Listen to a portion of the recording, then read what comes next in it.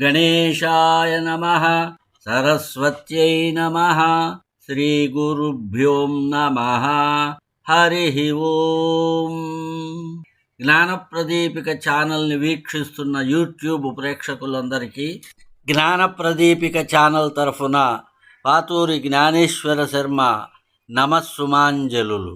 2026 సంవత్సరం ఏప్రిల్ 20వ తేదీ సోమవారం, వైశాఖ శుద్ధ తృతీయ, పరశురామ జయంతి. మహావిష్ణువు యొక్క ప్రముఖమైన దశావతారాలలో పరశురామావతారం 6వది. శ్రీ మహావిష్ణువు యొక్క అంశావతారం పరశురామావతారం. పరశురామావతారాన్ని ఆవేశావతారమని పౌరాణికులు చెప్తూ ఉంటారు. అమిత పితృ మాతృభక్తి పరాయణుడైన పరశురాముడు సప్త చిరంజీవులలో ఒకడు.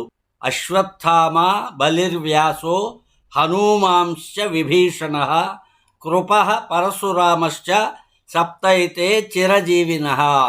పురాణాల ప్రకారం 7 చిరంజీవులు ఉన్నారు. వారు అశ్వత్థామ, బలి, వ్యాసుడు, హనుమాన్, విభీషణుడు, కృపుడు, పరశురాముడు. వీరు ఎప్పుడో యుగాలలో పుట్టినప్పటికీ ఇప్పటికీ ఉన్నారు, ఇక ముందు కూడా ఉంటారు. శ్రీ మహావిష్ణువు పరశురాముడుగా అవతరించటానికి కారణమేమిటి? పరశురాముని అసలు పేరు రాముడు. ఈయననే భార్గవరాముడు అని కూడా అంటారు. అలాంటి ఆ రాముని పరశురాముడు అని ఎందుకు పేరు వచ్చింది? పరశురాముని యొక్క పితృభక్తి మాతృభక్తి ఎటువంటిది? పరశురాముడు 21 మారులు భూమండలమంతా తిరిగి రాజులందరినీ సంహరించినట్లుగా పురాణాలు చెప్తున్నాయి. అలాగే కార్తవీర్యార్జునుని కూడా సంహరించాడు. ఈ కార్తవీర్యార్జునుని సంహరించడానికి, ఆ క్షత్రియ వంశములను నాశనం చేయటానికి కారణమేమిటి మొదలైన విషయాలు మహాభాగవత పురాణం, భారతం, స్కంద పురాణము, విష్ణు పురాణం, హరివంశ పురాణము, బ్రహ్మవైవర్త పురాణము, శ్రీమద్ రామాయణము మొదలగు వానిలో నుండి గ్రహించిన విషయములను తెలుసుకుందాం. వైశాఖ శుద్ధ తృతీయ, దీన్నే అక్షయ తృతీయ అంటాం. ఈ అక్షయ తృతీయ నాడు పరశురాముడు జన్మించాడు. వైశాఖస్య స్థితే పక్షే తృతీయాయాం పునర్వసౌ నిశాయాం ప్రథమే యామే రామాఖ్యాం సమయే హరి స్వోచ్ఛగై షడ్గ్రహైర్యుక్తే మిథునే రాహు సంయుతే రేణుకాయాస్తు యోగర్భాదవతీర్ణో హరి స్వయం అని స్కంద పురాణంలో చెప్పబడింది. అంటే వైశాఖ మాస శుక్లపక్ష తృతీయ రోజున పునర్వసు నక్షత్రంలో రాత్రి మొదటి జామున 6 గ్రహాలు ఉచ్చస్థానంలో ఉండగా రాహుయుతమైన మిథున లగ్నంలో సాక్షాత్తు హరి రామరూపంలో రేణుకా గర్భంలో పరశురాముడుగా జన్మించాడు. పరశురాముడు అంత ఉగ్రుడుగా ఉండటానికి గల కారణాన్ని తెలుసుకున్నారు. భృగు వంశంలో రుచీకుడు అనే మహర్షి ఉన్నాడు. గాధిరాజు కుమార్తె అయిన సత్యవతి రుచీకుని భార్య. సత్యవతి తనకు తన తల్లికి పుత్ర సంతానం ప్రసాదించమని రుచీకుడిని కోరింది. రుచీకుడు 2 హవిస్సు పాత్రలను తయారు చేశాడు. ఒకటి విప్రమంత్రపూతము, రెండవది రాజమంత్రపూతం. ఆ రెంటిని సిద్ధం చేసి మధ్యాహ్న స్నానం చేయటానికి వెళ్ళాడు. భర్త వచ్చే లోపల సత్యవతి విప్రమంత్రపూత హవిస్సుని తల్లికిచ్చింది. తాను రాజమంత్ర సిద్ధ హవిస్సును భక్షించింది. రుచీకుడు గమనించి తన భార్యకు క్రూరుడైన కొడుకు పుడతాడని, అత్తకు బ్రహ్మవిదుడు పుడతాడని తెలిపాడు. సత్యవతి తన కొడుకు సాధువై ఉండాలని భక్త పాదాలు పట్టుకుంది. సరే, నీ కొడుకు సాధువై నీ మనుమడు ఉగ్రుడవుతాడు అని అనుగ్రహించాడు. ఫలితంగా సత్యవతికి జమదగ్ని పుట్టాడు. ఆమె తల్లికి విశ్వామిత్రుడు పుట్టాడు. జమదగ్నికి రేణుక యందు భార్గవరాముడు, క్షత్రియ తేజస్సుతో పుట్టాడు. మహావిష్ణువు పరశురాముడుగా ఎందుకు అవతరించవలసి వచ్చింది? ఒకసారి అగ్ని తనకు ఆహారం కావాలని కార్తవీర్యార్జునుని వద్దకు వచ్చి అడిగాడు. గిరులు, నగరములు, అరణ్యములను అన్నిటినీ భక్షించమని కార్తవీర్యార్జునుడు అనుమతినిచ్చాడు.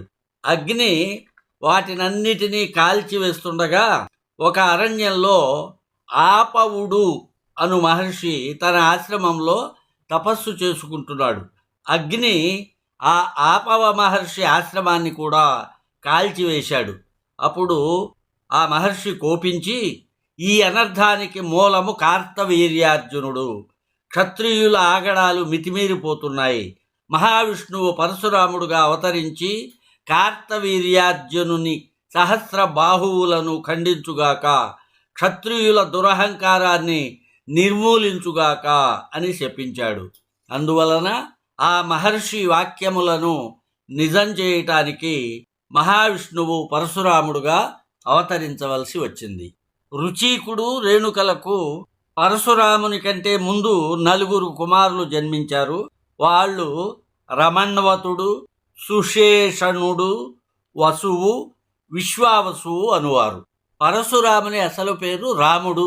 ఈయననే భార్గవరాముడు అంటారు. మరి పరశురాముడు అనే పేరు ఎందుకు వచ్చింది అది తెలుసుకుందాం. ఒక పర్యాయం ఇంద్రాది దేవతలు శివుని దగ్గరకు వెళ్ళి, దేవా, దానవులు మా నగరాన్ని ధ్వంసం చేస్తున్నారు, నీవే మాకు దిక్కు, రక్షింపు అని వేడుకున్నారు.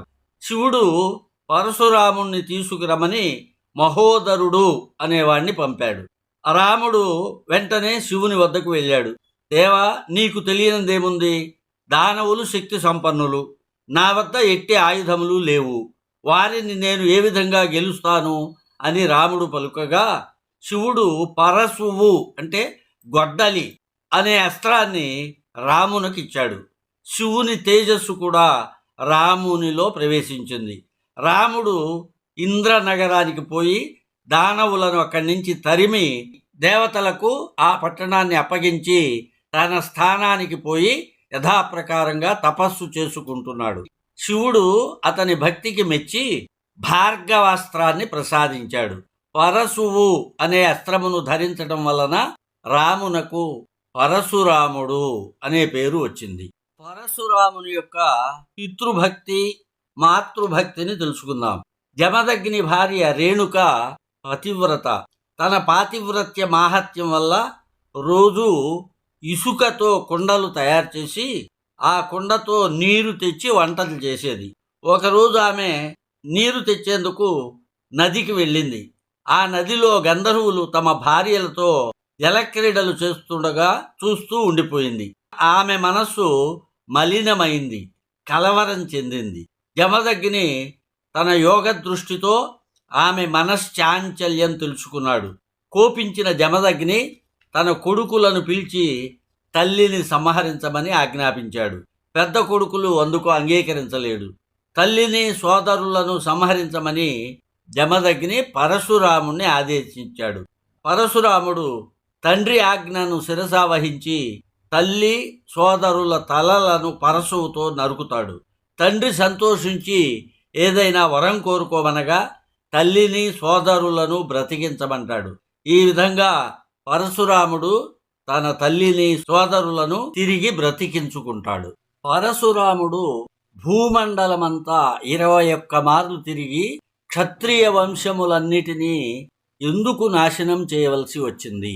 హైహయ వంశానికి చెందిన రాజు కార్తవీర్యార్జునుడు శాపవశం చేత చేతులు లేకుండా జన్మించాడు. గొప్ప తపస్సు చేసి దత్తాత్రేయుని ప్రసన్నం చేసుకొని 1000 చేతులు పొంది మహావీరుడయ్యాడు. ఒకసారి ఆ మహారాజు వేటకు వెళ్ళి అలసి జమదగ్ని మహర్షి ఆశ్రమానికి వచ్చాడు. ఆ మహర్షి కార్తవీర్యార్జునునికి, ఆయన పరివారానికి పంచభక్ష్యాలతో భోజనం పెడతాడు. అతడు ఆశ్చర్యపడి దీనికి కామధేనువు కారణమని తెలుసుకుని దానిని తనకు ఇవ్వమని అడుగుతాడు. జమదగ్ని నిరాకరించడంతో బలవంతంగా దానిని తీసుకువెళ్తాడు. తర్వాత విషయం తెలిసిన పరశురాముడు కార్తవీర్యుని సంహరించి కామధేనువును తిరిగి ఆశ్రమానికి తీసుకువస్తాడు. దీనితో పగబట్టిన కార్తవీర్యార్జునుని కొడుకులు పరశురాముడు ఇంట్లో లేని సమయంలో జమదగ్నిని సంహరించి తలను నరికి తీసుకువెళతారు. పరశురాముని తల్లి రేణుక భర్త శవంపై పడి మీ నాన్న లేడు అని రోదిస్తూ 21 మార్లు గుండెలు బాదుకుంటుంది. తర్వాత పరశురాముడు గండ్రగొడ్డలిని ధరించి వెళ్ళి కార్తవీర్యుని కుమారులనందరినీ సంహరించి తండ్రి శిరస్సు తీసుకువచ్చి మొండానికి అతికించి బ్రతికిస్తాడు. ఆ తరువాత పరశురాముడు యావత్ క్షత్రియ జాతిపై ఆగ్రహించి భూమండలమంతా 21 సార్లు తిరిగి క్షత్రియ వంశాలను నాశనం చేశాడు. పరశురాముడు గోశాలలో ఎవరిని సంహరించడని తెలుసుకుని దశరథుని వంటి కొద్దిమంది రాజులు గోశాలలో గోవుల మధ్య దాక్కుని ప్రాణాలను కాపాడుకున్నారు. శమంతక పంచకమనే 5 సరస్సులను క్షత్రియుల రక్తంతో నింపి పరశురాముడు ఆ రక్తంతో పితృదేవతలకు తర్పణం ఇచ్చాడు. పితృదేవతలు సంతోషించి ప్రత్యక్షమై వరం కోరుకోమన్నారు. అప్పుడు పరశురాముడు, మీరు నా ఎడల ప్రసన్నులైతే మీ అనుగ్రహానికి నేను పాత్రుణ్ణి అని గనక మీరు అనుకుంటే నేను క్రోధంతో చేసిన ఈ క్షత్రియ వంశ విధ్వంసం వలన కలిగిన పాపాన్ని నుండి నన్ను విముక్తుణ్ణి చేయండి. అలాగే నా ద్వారా నిర్మింపబడిన శమంతక పంచకమనే ఈ 5 సరస్సులు భూమిపైన ప్రసిద్ధ తీర్థములయ్యేటట్లు అనుగ్రహించండి అని కోరగా పితృదేవతలు అలాగే అగుగాక అని వరము ఇచ్చి, నాయన మిగిలిన క్షత్రియ వంశముల సంహారాన్ని ఇక ఆపుచేయి, వాళ్లను క్షమించు అని ఆదేశించారు. ఆ పితృదేవతల ఆదేశానుసారం జమదగ్ని నందనుడైన పరశురాముడు శాంతించి క్షత్రియ వంశ సంహారాన్ని ఆపుచేశాడు. చివరకు ఈ నరమేధం తర్వాత ఈ భూమినంతటిని కశ్యపునకు దానమిచ్చాడు. తనకు దానమిచ్చిన భూమి యందు ఉండవద్దని కశ్యపుడు కోరాడు. పరశురాముడు తన పరశువును సముద్రంలోనికి విసిరివేయగా ఆయనపై గౌరవంతో సముద్రుడు వెనుకకు తగ్గాడు. అలా వెలువడిన భూభాగమే నేటి కేరళ అంటారు.